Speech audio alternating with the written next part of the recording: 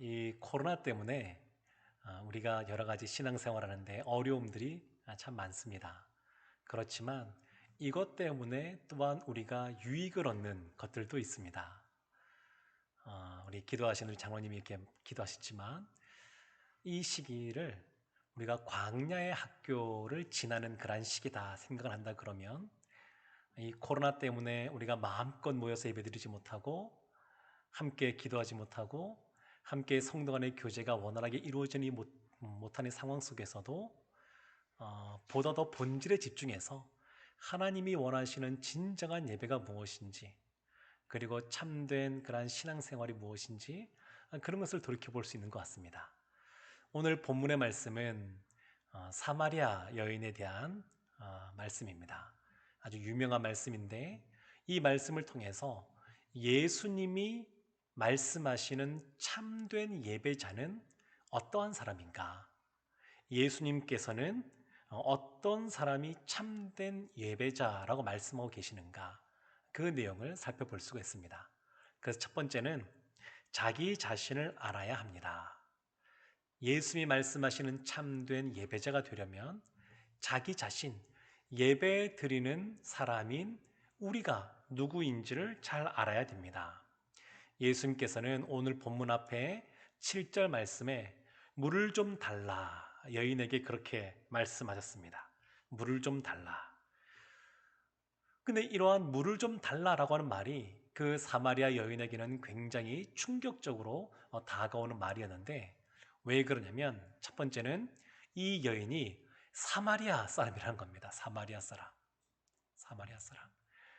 유대인들과 사마리아 사람은 서로 이렇게 존중하는 그런 관계가 아니라 서로 상종하지 않던 그런 관계였습니다. 이스라엘 보면 솔로몬 이후에 북이스라엘 지역이 망한 다음에 아수르라는 제국에서 망하게 되는데 그 나라가 펼쳤던 정책이 뭐냐면 본인들이 정복한 여러 나라들의 사람들을 서로 막 이주를 시켜서 서로 다른 민족끼리 결혼을 하게 하는 정책을 썼습니다. 그래서 북이스라엘에 있는 많은 사람들이 다른 나라, 다른 지역으로 포로로 잡혀가서 흩어지게 되었고 또 다른 지역에 있는 다른 나라에 있는 사람들이 이 사마리아 땅 가운데 오게 되어서 그들 사이의 결혼을 통하여 유대인의 그 순수한 그러한 혈통이 무너지게 흐려지게 이러한 정책을 썼습니다. 그래서 유대인들은 이 사마리아 사람들을 같은 이스라엘 민족이다 생각하지 않았습니다. 그러다 보니까 서로 이렇게 원수처럼 지내는 그러한 관계가 되었습니다. 근데 이 사마리아 사람에게 유대인들이 원래 말을 하지 않았는데 말을 했다는 것이죠. 물을 좀 달라. 두 번째는 이 사마리아 여인이 말 그대로 여인이라는 겁니다. 여인. 이 당시에는 남성 중심적인 그러한 사회였고 또 예수님이 먹을 것을 위하여 찾으러 간 제자들 때문에 홀로 그 우물가에 계셨습니다. 그러니까 홀로 그 여인과 특별히 또 대화가 오고 가는 것은 오늘 말하면 스캔들이라고 할 수 있습니다. 이것이 스캔들이 될 수 있는 그런 사건입니다. 그러니까 굉장히 이것이 충격으로 다가오는 겁니다. 더군다나 이 여인이 물을 들어온 시간이 언제였냐면 정오, 낮 12시입니다. 이 지역은 굉장히 더운 지역이기 때문에 사람들이 우물가에 물을 들어오는 시간은 오후 늦은 시간, 해가 떨어지기 전 이럴 때 여인들이 막 몰려와서 물을 떠서 가곤 했는데 지금은 아무런 그 사람도 없는 낮 시간에 이 여인이 왔다는 겁니다. 왜 그러냐면 이 여인에게는 전 남편이 5명이나 있었고 지금 동거하고 있는 사람도 남편이 아닌데 하여튼 그런 사람이 있는 겁니다. 그러니까 사람들로부터 부도덕하다라고 손가락질 받던 그러한 여인입니다. 사마리아 사람이요, 여인이요, 그리고 부도덕한 사람인 이 사람과 예수님이 대화를 하시는 거니까 이 여인이 깜짝 놀라는 겁니다. 깜짝 놀라는 겁니다. 예수님께서는 이 여인에게 찾아가셔서 물을 좀 달라라고 말할 뿐만 아니라 그 뒤에 보면 뭐라고 말씀하시냐면 내가 영원히 목마르지 않는 생수를 주겠다. 이런 말씀을 하셨습니다. 영원히 마르지 않는 생수. 거기다가 조금 더 가게 되면 예수님이 이런 말씀도 하십니다. 16절에 가면 가서 내 남편을 불러오라. 이런 말씀도 하십니다. 그러니까 이런 말씀들은 한마디로 말하면 뭐냐면 너는 너가 누군지를 알아야 된다. 이 말씀을 하시는 겁니다. 너가 누군지를 알아야 된다. 지난 추석 연휴 때 지나고 나서 여러 뉴스에 보니까 테스형이라는 말이 많이 등장했습니다. 테스형이 뭔가 하고 넘어가다가 너무 기사에 많아가지고 제가 찾아봤습니다.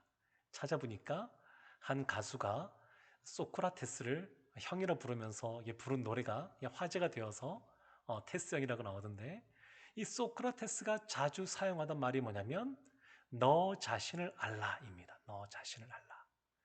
우리가 하나님이 찾으시는 참된 예배자가 되려면 우리가 누구인지를 잘 알아야 됩니다.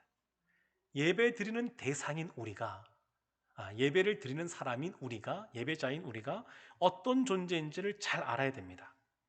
이 사마리아 여인은 늘 목말라 하는 여인이었습니다. 세상 사람들로부터 인정받지 못하던 사람, 도덕적으로 붕괴된 사람, 스스로 그 문제를 해결하고 싶어도 해결할 수 없는 사람, 누가 보더라도 갈증이 있는 사람, 허기진 사람, 그러한 인생이 이 사마리아 여인이었습니다.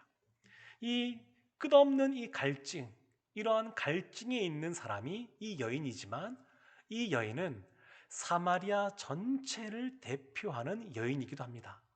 사마리아 사람들이 사실은 이와 같은 갈증에 허덕이는 사람들이기 때문에 그렇습니다. 또 어떤 면에서는 모든 사람들이 다 이와 같은 사람들입니다. 주님께서 영원히 목마르지 않는 생수를 주지 않으면 누구나 그냥 이런 물을 마셔도 계속 목마를 수밖에 없는 그런 존재가 우리라고 하는 것입니다. 예레미야 2장 13절에 이렇게 말씀이 기록되어 있습니다.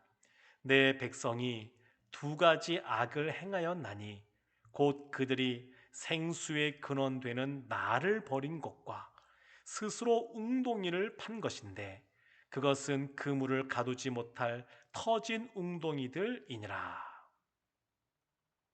두 가지 악을 이스라엘이 하나님께 범했습니다. 첫 번째는 생수의 근원이 되는 하나님을 버린 겁니다. 두 번째는 스스로 웅덩이를 판 겁니다.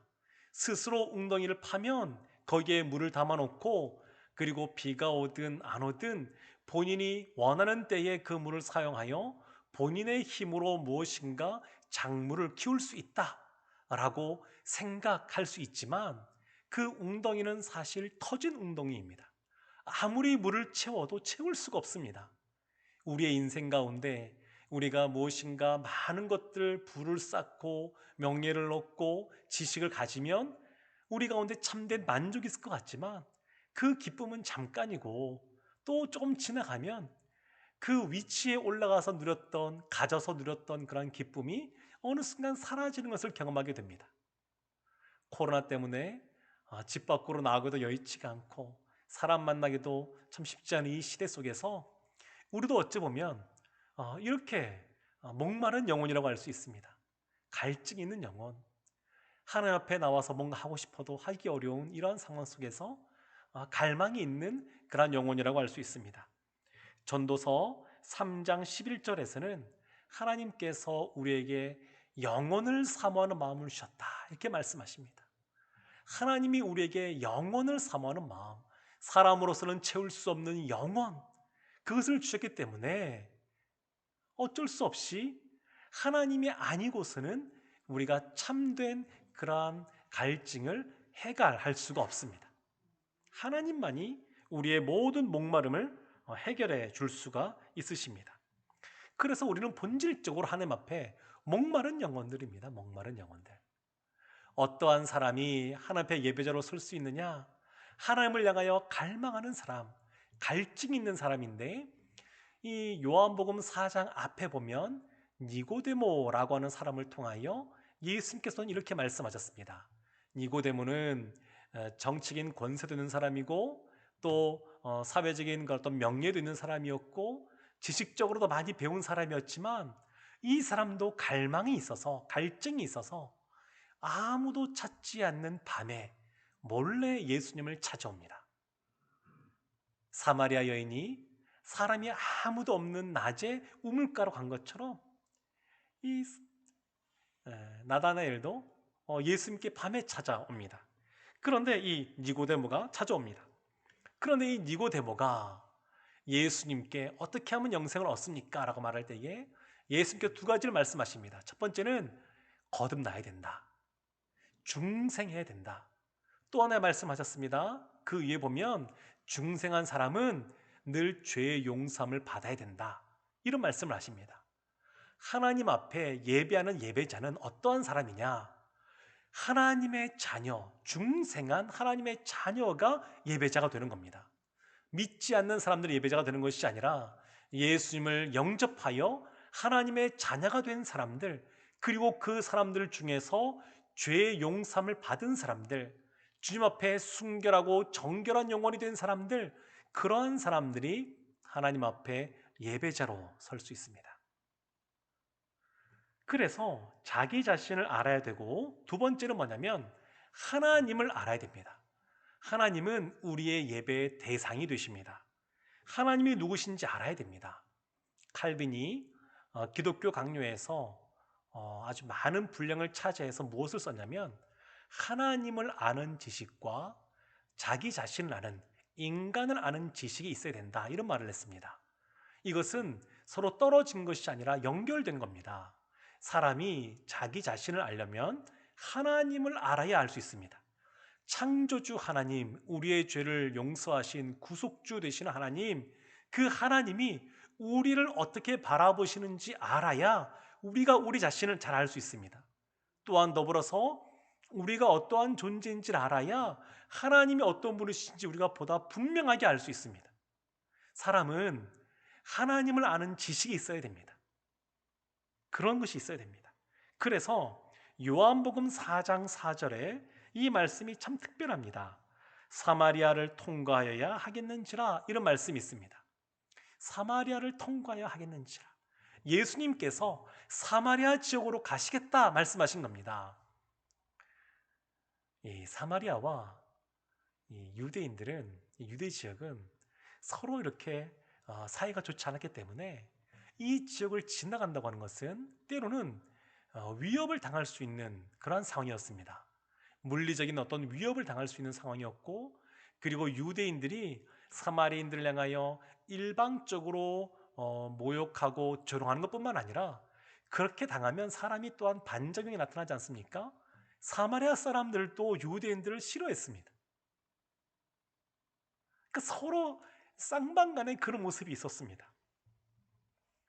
서로 상종 못할 사람들이다, 이렇게 생각을 했습니다. 복음이 없는 곳에 이러한 모습이 아주 전형적으로 나타납니다. 복음이 없으면 차별이 나타나고요, 배제가 나타나고요, 소외가 나타나고요, 복음이 없으면 그 안에 갈등이 생기는 것을 볼 수 있습니다. 우리 교회가 지난 51년 동안 하나님 은혜 가운데, 하나님 인도하신 가운데 이렇게 지금까지 오게 되었는데, 지난 세월을 돌이켜본다 그러면 주님이 주신 복음을 가지고 가난하고 힘들고 어려운 사람들에게 찾아가서 빵을 나누어주는 기아 대책을 세우는데 처음 시작할 때 굉장히 많은 에너지를 함께 동력하면서 쏟았고요. 그리고 또 이 복음이 필요한 곳에 전도 폭발을 통하여 또 복음을 전하는 그러한 사역도 감당해 왔습니다. 그리고 또한 우리 교회가 또 여러 가지 말기 암 환자들을 위한 호스피스 사역, 우리 교회 권사님이 시작을 하여서 그 사역이 참 전국적으로 많이 퍼진 것을 볼 수 있습니다. 그리고 이 갈등의 문제를 해결하기 위하여 있는 피스메이커, 우리 성도들이 이 모양 저 모양으로 같이 이렇게 연결되어져서 지금도 섬기고 있습니다. 그리고 행복한 나눔 가게를 통하여 이 지역사회 가운데 소통을 하면서 또한 그런 것들을 나누고 있는 것을 볼 수 있습니다.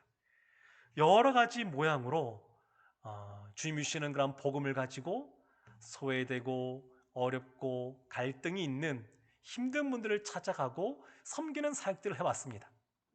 지난 50년 동안 이런 사역을 해왔고, 그리고 앞으로의 50년도 이것이 새롭게 정비되어서 또 새로운 모습으로 이것이 나가게 될 것입니다. 복음이 있을 때 이런 모습이 나타나는 겁니다. 근데 유대인들과 사마리아인들 사이에서는 이런 복음이 희미하거나 없다 보니까 이와 같은 문제가 생기는 것을 볼 수 있습니다. 주님께서 우리에게 무엇인가 요구하실 때가 있습니다. 요한복음 4장 10절에 이렇게 말씀이 기록되어 있습니다. 예수께서 말씀하여 이르시되 내가 만일 하나님의 선물과 또 내게 물 좀 달라 하는 이가 누구인 줄 알았더라면 내가 그에게 구하였을 것이요 그가 생수를 내게 주었으리라. 예수님께서 물 좀 달라 이 여인에게 말씀하시는데 이것은 그 여인에게 무엇이 필요한지, 진정 그 여인에게 필요한 것이 무엇인지 아시고 그것을 주시기 위하여 요청하신 겁니다. 그 사마리아 여인에게 예수님께서 물 좀 달라 말씀하신 것은 더 좋은 것을 주시기 위하여, 그 여인에게 진짜 필요한, 영원히 목마르지 아니하는 생수가 필요한 것을 아시고 그것을 주시기 위하여 요청하신 겁니다. 하나님이 우리를 부르시고 우리에게 사명을 주십니다. 2021년 새해에도 우리 많은 성도들에게 하나님께서 이러한 사명을 주신 줄로 믿습니다. 그런데 이것은 우리를 아시고 우리에게 더 좋은 것을 주시기 위하여 하나님께서 우리를 부르신 줄로 믿습니다. 하나님은 그런 분이십니다. 그런데 예수님께서 어찌 보면 이 여인을 그냥 그렇게 영원히 목마르지 않은 생수를 주시면 좋은데 그냥 주시지 않고 그 여인이 가장 감추고 싶고 그리고 들춰내고 싶지 않은 그러한 깊은 상처를 그냥 직설적으로 예수님께서 찔러서 파헤쳐서 드러내십니다. 그것이 16절과 17절 말씀인데요. 예수님께서 이렇게 말씀하셨습니다. 이르시되 가서 내 남편을 불러오라. 여자가 대답하여 이르되 나는 남편이 없나이다. 내 남편을 불러오라. 예수님께서 이 생수를 주시면 되는데 그 전에 남편을 불러오라, 이렇게 데려오라 말씀하십니다. 근데 이 여인이 대답하는 것이 저는 남편이 없습니다. 이 뉘앙스는 남편이 없고 과부로 지낸다, 이런 뉘앙스로 들려집니다. 그냥 본인을 드러내고 싶지 않은 겁니다. 많은 사람들로부터 또 배척을 받고 또 다른 또 그 여인들로부터 왕따를 당하고 들춰내고 싶지 않은 겁니다. 그러니까 그냥 두리뭉실하게 넘어가려고 남편이 없나이다 이렇게 말한 겁니다. 예수님께서 맞다, 너에게 남편이 없다. 너에게 5명의 전에 남편이 있었고 지금 있는 사람도 남편이 아니다. 그러니까 이 여인이 깜짝 놀랍니다. 그러면서 당신은 선지자군요, 이렇게 말합니다. 선지자는 이와 같은 것을 아는 존재라고 생각하기 때문에 본인이 말하지 않아도 본인이 감추고 싶은 그러한 아픔이자 상처이자 이런 것들, 이 당시에 본인이 그 남편들을 버린 건 아마 아니었을 겁니다. 이 당시는 남성 중심의 사회이기 때문에 남편이 아내를 버렸지 아내가 남편을 버린 것이 아닙니다. 남편 5명의 남편으로부터 버림받은 여인, 그리고 지금 있는 사람도 남편 아닌 여인, 어떤 면에서는 불행한 여인입니다. 예수님께서 그 여인의 그러한 마음속에 있는 깊은 상처와 아픔을 드러내시는 겁니다. 왜 드러내셨을까요? 치유하시기 위하여. 주님께서는 이 여인이 그냥 이 현실의 문제에 있어서 그러한 아픔과 상처와 어려움을 그냥 갖고 본인이 혼자 감당하기를 원하지 않으셨습니다. 하나님은 우리를 부르실 때에 우리에게 있는 그러한 내적인 아픔과 상처도 고치시고 치유하시고 싸매주시는 분이십니다. 이 여인을 찾아가셔서 주님께서 그렇게 들춰내신 겁니다. 22절에서는 이렇게 말씀합니다. 너희는 알지 못하는 것을 예배하고 우리는 아는 것을 예배하노니 이는 구원이 유대인에게서 남이라. 이 여인이 갑자기 본인의 상처가 드러난 상태에서 예수님이 선지자로 고백한 이후에 예배에 대한 질문을 하기 시작합니다. 왜 예배에 관심을 갖는 거냐면 본인의 이러한 죄의 문제, 본인의 이러한 아픔의 문제를 그동안 해결하고 싶어도 해결은 받지 못했습니다.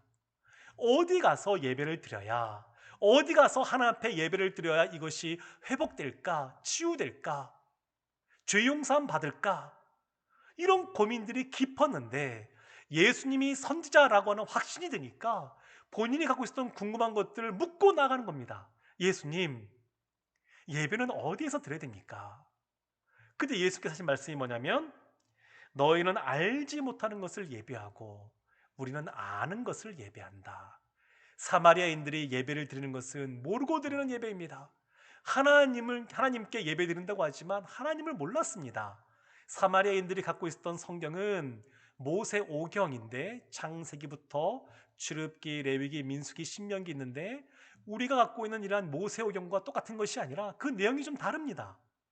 모세 오경이라고 말은 하지만 그들 중심으로 모든 것을 바꿔놨습니다. 그래서 그들이 말씀을 본다고 보지만 하나님을 알지 못합니다. 예배한다고 하지만 하나님을 예배하지 못하는 겁니다. 오늘날 우리도 마찬가지입니다.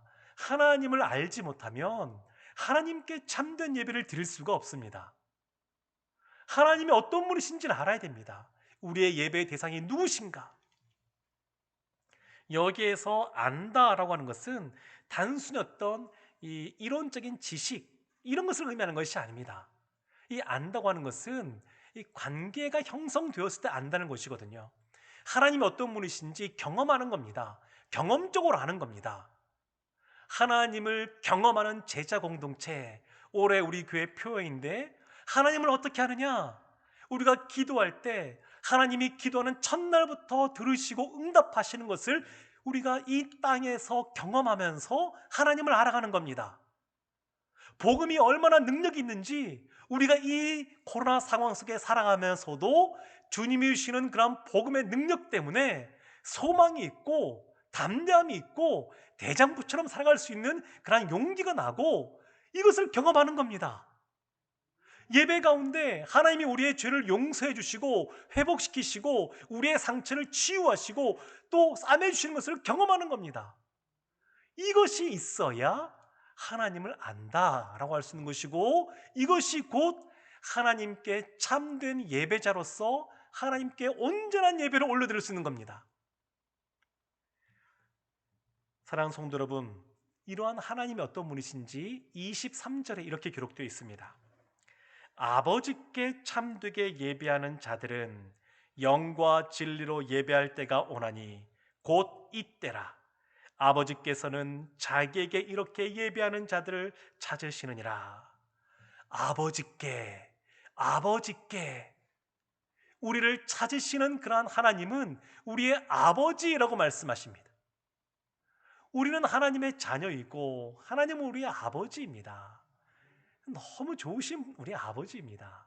그러니까 그 아버지 앞에 나아가서 하나님과 친밀하게 교제하는 겁니다. 그래서 예배란 뭐냐? 다른 식으로 표현한다 그러면 이렇게 표현할 수도 있습니다. 예배라고 하는 것은 사랑하는 겁니다. 사랑하는 것.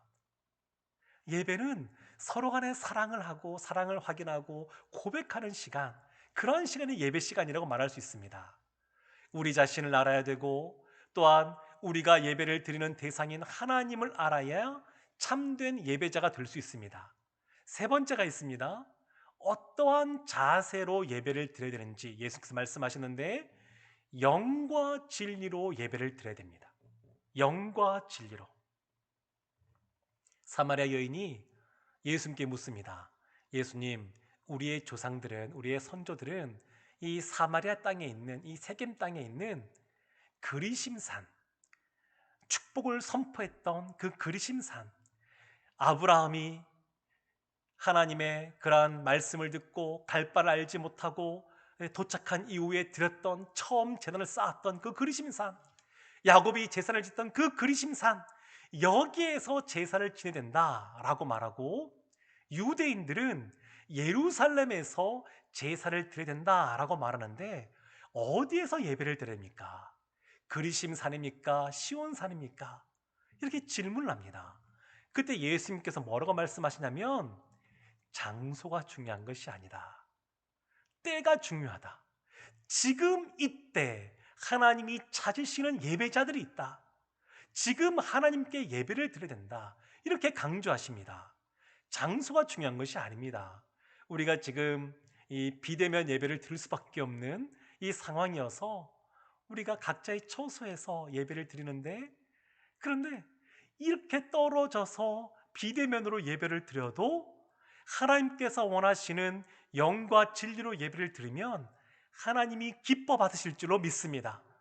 동일하게 하나님께서 우리에게 죄 용서함과 한 주간에 필요한 우리에게 그러한 은혜를 베풀어 줄 줄로 믿습니다. 그것이 중요합니다. 왜 이것이 또한 중요하냐면 말라기 선지자, 구약의 제일 마지막에 활동했던 말라기 선지자 이후에 세례요한이 올 때까지 400년 동안 이 중간기라고 하는 이 침묵기가 있었는데, 이때 상황을 보게 되면 알렉산더 대왕, 헬라 제국, 그리고 그 이후에 알렉산더 대왕이 죽은 이후에 이 애굽 지역에 프톨레미 왕조라는 왕조가 이스라엘 땅을 다스리고 있었는데, 이 당시에 기원전 4세기경에 이 그리심산에 성전을 지을 것을 허락을 했습니다. 그리고 그곳에 성전이 세워졌습니다. 근데 유대인들이 여기에 대해서 붕괴하는 마음이 있었습니다. 어떻게 예루살렘이 아닌, 이 성전이 아닌 다른 곳에 또한 성전을 세울 수 있느냐. 그래서 유대인들이 그 이후에 독립을 하여서 좀 어렵긴 한데 하스모니안 왕조라는 것을 세우게 됩니다. 그러나서 그때 이곳을 공격해서 그리심산에 있었던 성전을 회파하고 무너뜨립니다. 이때부터 원래 사이가 안 좋았지만 사마리아인들과 유대인들은 원수지간이 되고 맙니다. 그래서 이 성전이 어디에 있느냐가 되게 중요한 문제였습니다. 예수님 당시에도. 근데 예수님께서는 그것이 중요한 것이 아니다. 장소가 중요한 것이 아니다. 예배지가 중요한 것이 아니다. 예배처가 중요한 것이 아니고 예배드리는 사람, 예배자가 중요하다고 말씀하십니다. 그래서 24절에 분명히 이렇게 말씀하십니다. 하나님은 영이시니 예배하는 자가 영과 진리로 예배할지니라. 영과 진리, 성령과 예수님 안에서 진리 가운데서 예배해야 된다, 이것을 말씀하고 있습니다. 이것은 한마디로 말하면 무엇보다 우리의 마음과 뜻과 정성과 생명을 다하여 하나님을 사랑하며 예배드려야 된다, 그 말입니다. 누가복음에 보게 되면 시몬이라고 하는 한 바리새인이 예수님을 초청하여서 식사 자리에 초청하시는 장면이 나옵니다. 그때 동네 사람들이 다 아는 자타공인 죄인인 한 여인이 예수님께 나와서 엎드려서 옵니다. 그 눈에 흐르는 눈물이 예수님의 발에 뚝뚝뚝뚝 떨어집니다. 예수님께서 그렇게 가만히 계실 때 그 여인이 그 흐르는 눈물, 예수님 발에 떨어진 그 눈물을 가지고 자신의 머리카락으로 예수님의 발을 닦습니다.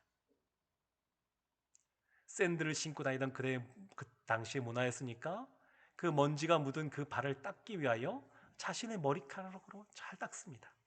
그리고 나서 향유 옥합을 붓습니다. 그때 시몬이라고 하는 이 바리새인이 마음으로 생각합니다.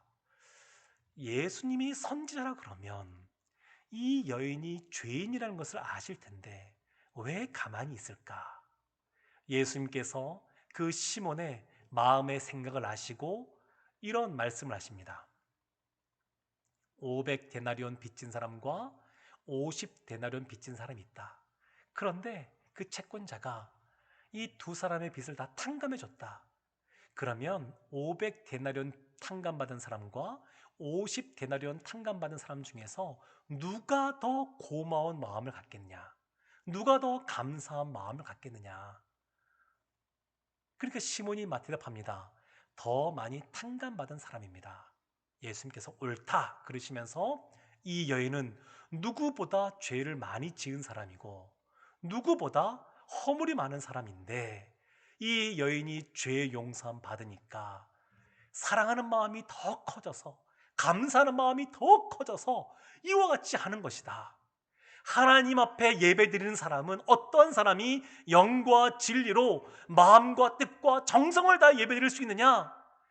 본인이 죄인인 것을 알고 죄 용서함 받은 것이 크다는 것을 경험한 사람, 그 사람이 그와 같다는 것입니다.